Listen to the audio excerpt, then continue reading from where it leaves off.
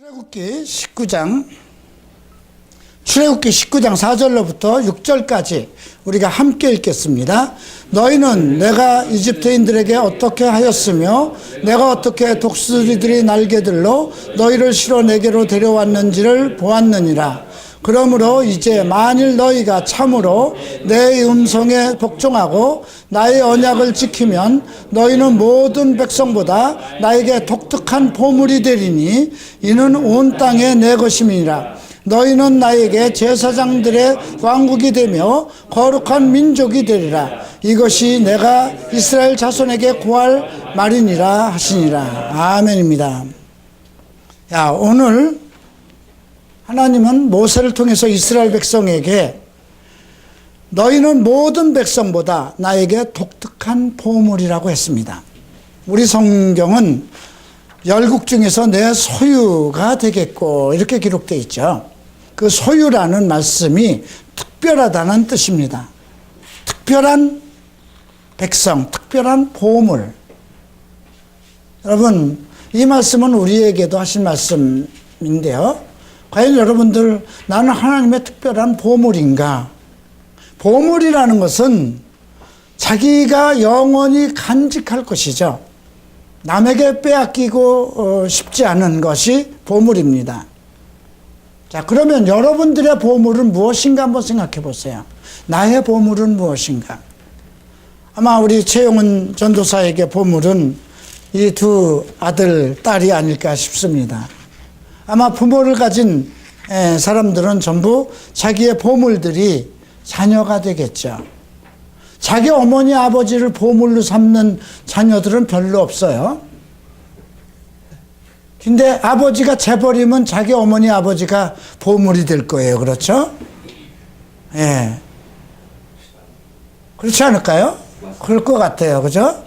근데 어머니, 아버지가 정말 나이도 드시고 돈도 없고 내가 평생 보살펴야 되고 한다면 보물이 아니라 짐이죠.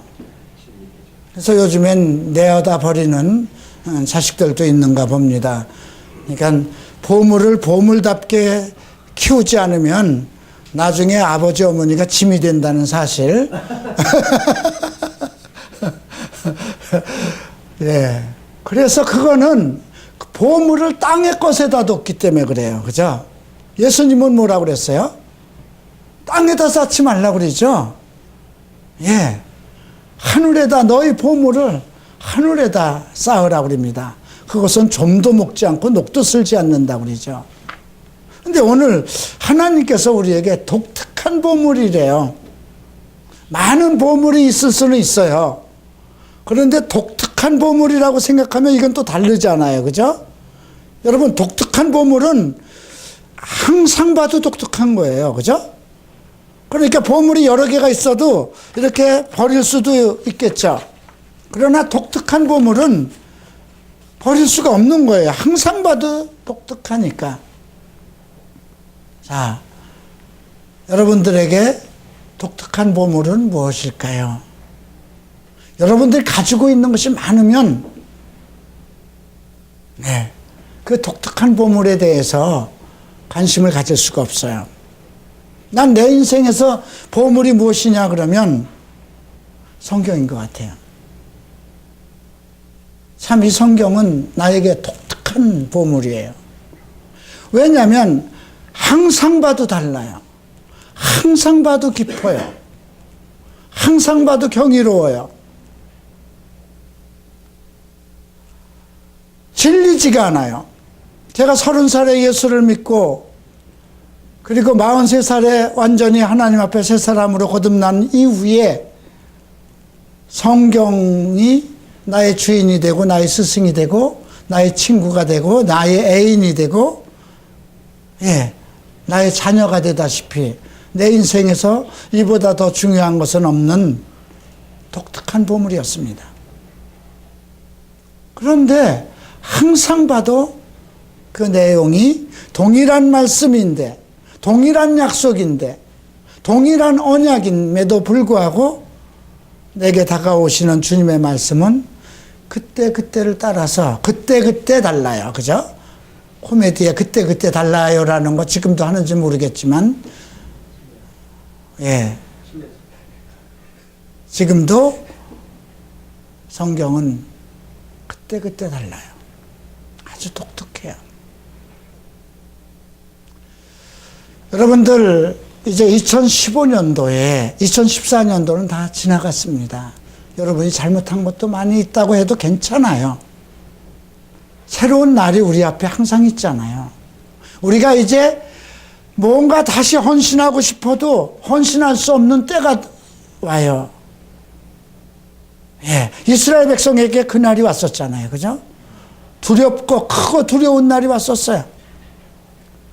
이제 하나님의 은혜가 끊기는, 이제 그들에게 수천 년 동안 아브라함의 축복을 부어줬던 그 축복이 멈추고 그들을 70년 동안 바벨론이라는 무시무시한 나라에다 징치하고, 그리고 이방인들에게 하나님이 얼굴을 돌리셨어요.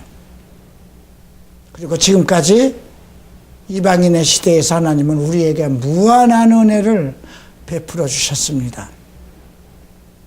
이스라엘 백성을 독특한 백성으로, 독특한 보물로 삼으셨는데, 이제 그 아들 예수 그리스도를 십자가에 내어주심으로 인해서 이제 그를 믿는 모든 백성들을 다시 독특한 보물로 삼으셨어요.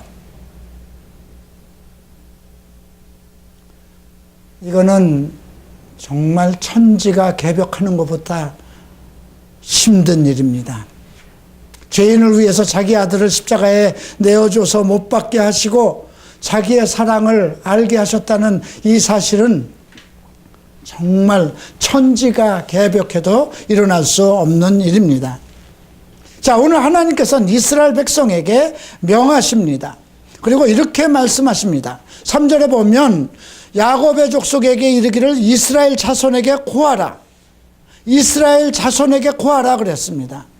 하나님이 택한 백성, 그 민족에게 고하라고 모세에게 명령했습니다. 나는 애굽 사람에게 어떻게 행하였습니까? 내가 어떻게 독수리 날개로 너희를 업어 내게로 인도하였음을 너희가 보았느니라. 이 말씀을 들을 때 여러분은 어떨까요? 여러분이 오늘 이 자리에 오기까지 어떻게 와 있는가를 생각해 보시면 됩니다. 나는 이 말씀을 볼 때, 아, 맞구나. 하나님께서 내 힘과 내 방법이 아니고 하나님의 독특한 방법으로 독수리 날개 위에 나를 업어서 이 자리에까지 데려다 놨구나. 정말 감격 그 자체입니다. 너희가 보았느니라 했습니다. 이태원이라는 지역에서 정말 그 악하고 더러운 생활을 하던 나를 하나님께서 불러내서 독수리의 날개 위에 태워서 업어서 오늘 이 논현동 이 자리까지 나를 보내셨습니다. 아마 내 형제들은 나와 함께 내 어머니 배에서 함께 태어난 내 형제들은 하나님께서 나를 어떻게 인도하셨는지 아는 내용들입니다. 여러분들은 어떻습니까? 여러분들은 어떻게 이 자리에 왔는지, 어떻게 예수를 믿게 되었는지 여러분들이 압니다. 왜 예수를 믿어야 되는지. 5절을 보겠습니다. 세계가 다 내게 속하였나니 너희가 내 말을 잘 듣고 내 언약을 지키면 너희는 열국 중에서 내 독특한 보물이 되리라. 방법이 딱 하나네요. 내 말을 잘 듣고, 그죠? 너희 모든 세상이 내게 다 속했다는 건 무엇입니까? 이제 우리가 살아가는 모든 세상이, 그 세상도 주님의 장중이 안에 있다는 것입니다. 주님은 모르실 거야. 내가 살아가는 것을 뭐 아실까? 아닙니다. 무소부재하시고 시간과 공간을 초월하신 분입니다.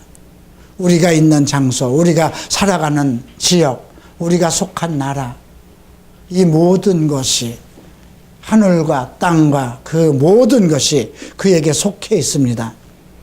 그래서 우리가 너희가 내 말을 잘 듣고 내 언약이라는 건 계약서예요.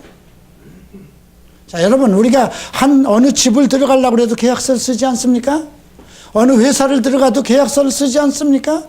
지금 하나님께서 그의 택하신 백성하고 지금 계약서를 쓰는 거예요.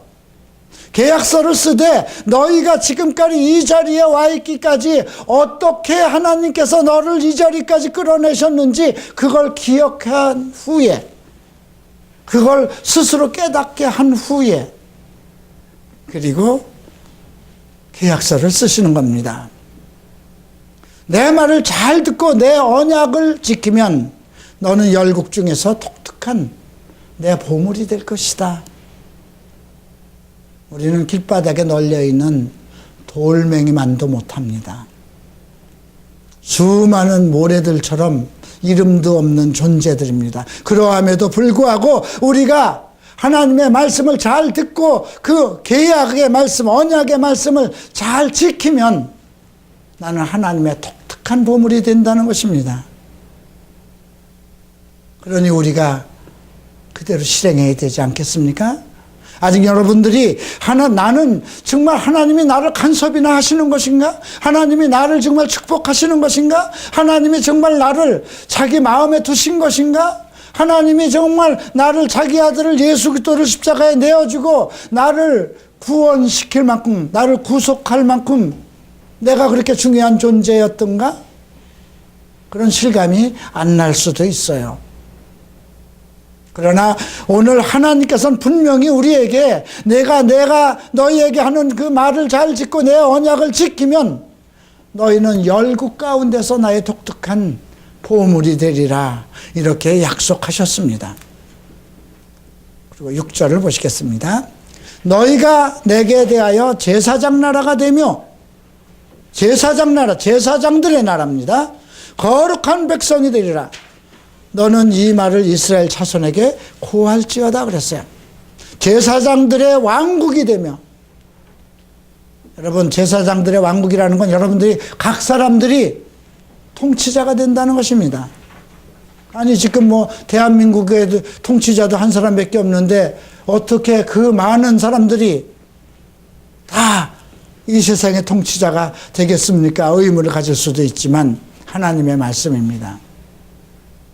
그리스도와 함께 왕노릇하리라 하는 것은 예수 그리스도의 이름을 두고 우리에게 맹서하시고 약속하신 말씀입니다. 그래서 이제 그리스도께서 이 땅에 통치자로 오실 때, 왕으로 오실 때 그와 함께 거룩한 반열에 들어간 사람은 그와 함께 통치자로 서는 것입니다.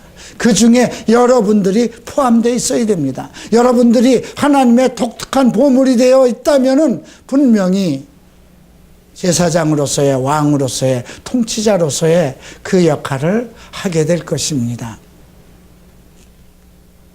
자, 우리가 이 문제를 좀 심각하게 생각해 보십시다. 백성들에게 주신 그 조건인데요. 어떤 조건이 있었습니까? 다른 백성들보다 더 특별한 보물이 되겠다, 이렇게 약속을 하셨고, 내게 대하여는 제사장 나라가 될 것이고 너희들은 거룩한 백성이 될 것이다. 이것은 하나님의 약속입니다. 여러분들이 그 안에 들어갈 수 있느냐 없느냐는 여러분들이 하나님과의 관계를 어떻게 갖느냐에 달려 있습니다. 그랬더니 백성들이 뭐라고 이야기를 했는가 보십시다. 8절을 봅니다. 백성이 일제히 응답하여 가로되 여호와의 명하신 대로 우리가 다 행하리라.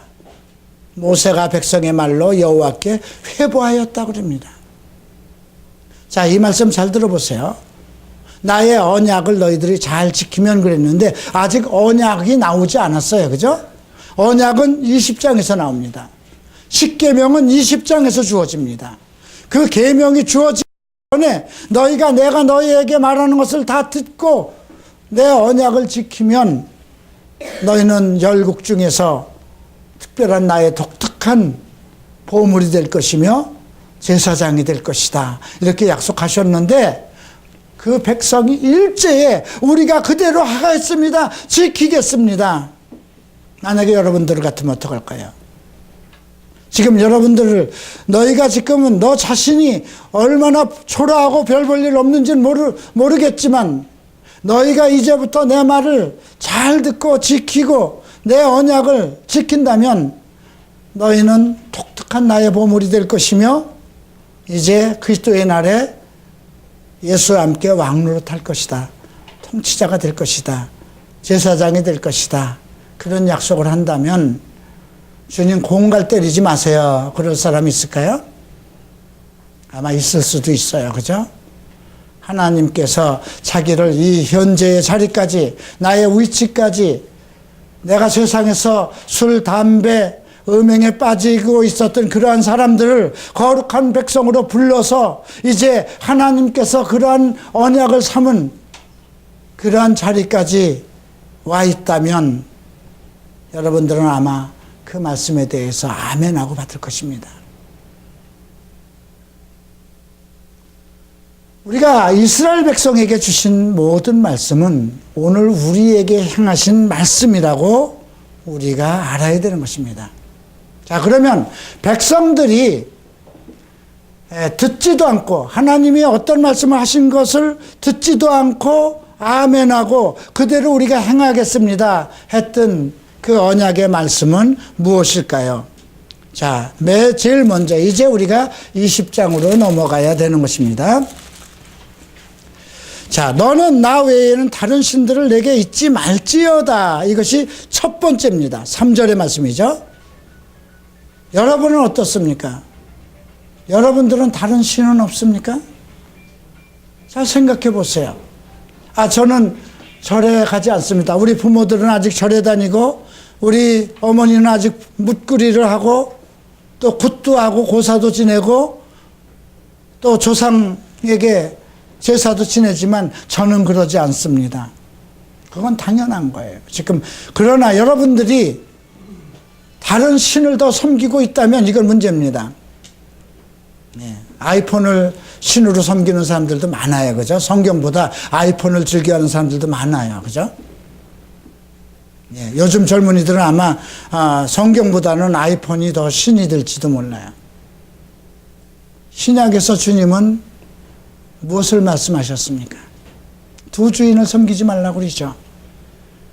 재물과 하나님을 겸하여 섬길 수 없다고 그럽니다. 우선순위가 무엇이냐 이겁니다. 돈이냐 하나님이냐. 예. 아마 여러분들은 돈이냐 하나님이냐 이렇게 했을 때 어느 걸 택하겠습니까? 아마 목사가 물어보면 하나님입니다 그럴 겁니다. 그래 집에 가면서는 돈입니다 이렇게 대답할 겁니다. 성경은 분명히 오늘 그 백성들에게 아멘을 한 백성들에게 내가 너를 특특한 보물로 삼겠다 그리고 제사장이 되게 하겠다 이렇게 언약을 했더니 그 이스라엘 백성이 아멘 아멘 우리가 그대로 시행하겠습니다 이렇게 한 백성들에게 첫 번째 주신 계명이 무엇이냐면 나 외에는 다른 신들을 내게 있게 하지 말지어다. 우선순위에서 하나님이 밀려서는 안 된다는 것입니다. 두 번째는 무엇일까요? 너를 위하여 새긴 우상을 만들지 말고 또 위로 하늘에 있는 것이나 아래로 땅에 있는 것이나 땅 아래 물속에 있는 것에 아무 형상이든지 만들지 말라. 또 그것들에게 절하지 말며 그것들을 섬기지 말라. 나 여호와 너의 하나님은 질투하는 하나님인즉 나를 미워하는 죄를 갚되 아비로부터 아들에게로 3, 4대까지 이르게 하거니와. 이건 상당히 무서운 말씀입니다. 네. 우상을 만들지도 말고 그들에게 절하지도 말고 섬기지도 말라는 것이죠. 하나님은 질투의 하나님이라고 합니다. 여러분들은 어떨까요? 여러분들 부모보다 옆집에 사람이 더 나한테 잘해준다고 그래서 내 부모보다 옆집 아저씨를 더 따른다면 부모는 질투낼 것입니다. 내가 부족하고 설교도 잘 못하고 생긴 것도 또 가진 것도 별로 없지만 여러분들이 우리 교회를 나오면서도 매일 사람들 앞에서 어느 다른 교회 목사들의 설교를 자랑하고 한번 들어봐 그러고 그 소리가 나한테 들으면 되게 질투 날 겁니다. 그죠? 어떤 때 질투가 나냐면요. 하나님, 목사님 오늘 그냥 멀어서 그 교회 못 가고요. 저 근처에 있는 교회 갔어요. 그거 되게 질투 납니다. 그냥 오늘 아파서 교회 못 갔어요. 그러는 게 난데, 예. 되게 신경질 나요. 아주. 그냥 주님, 복이 주시기로 했던 것이 있어도 거기 잠깐 멈춰두세요. 그러고 싶을 정도로. 그게 질투예요. 근데 하나님은 여기 지금 질투하시는 하나님이라고 그랬어요. 그죠? 예. 우리 최전도사 두 아들, 딸이 열심히 가르쳤는데, 그냥 고생해서 먹일 거, 입을 거, 정말 목숨같이 다 해서 했는데, 이 애들이, 자기한테 조금 뭔가 잘해준다는 다른 부모들 앞에 가서, 다른 사람 앞에서 알랑알랑 대면, 그 신경질 나는 거죠. 그런데, 무서운 하나님, 나는 너의 하나님은 질투하는 하나님인즉 나를 미워하는 자는 죄를 갚되 아비로부터 아들에게로 3, 4대까지 이른다. 예. 질투한다는, 미워한다는 건 무엇일까요? 하나님께서 그만큼 축복을 하시고 그를 독특한 보물로 삼으시고 이제 제사장이 되도록 계획까지 가지고 계신데 그의 뜻을 따르지 않고 다른 것을 중히 여길 때 하나님께서는 질투하신다는 것입니다. 자, 그 반면에 이런 말씀이 있습니다. 6절 함께 읽어볼까요? 나를 사랑하고 내 계명을 지키는 자에겐 1000대까지 은혜를 베푼다. 3, 4대는 근데 짧죠. 하나님을 사랑하는 자에게는 1000대까지 은혜를 베푼대요. 나를 사랑하고 계명을 지키는 자에겐. 그러니까 하나님은 질투도 하시고 책망도 하시고 저주도 하시지만 그건 짧아요. 그죠? 하나님은 세세토록 우리를 축복하시기를 원하는 것입니다.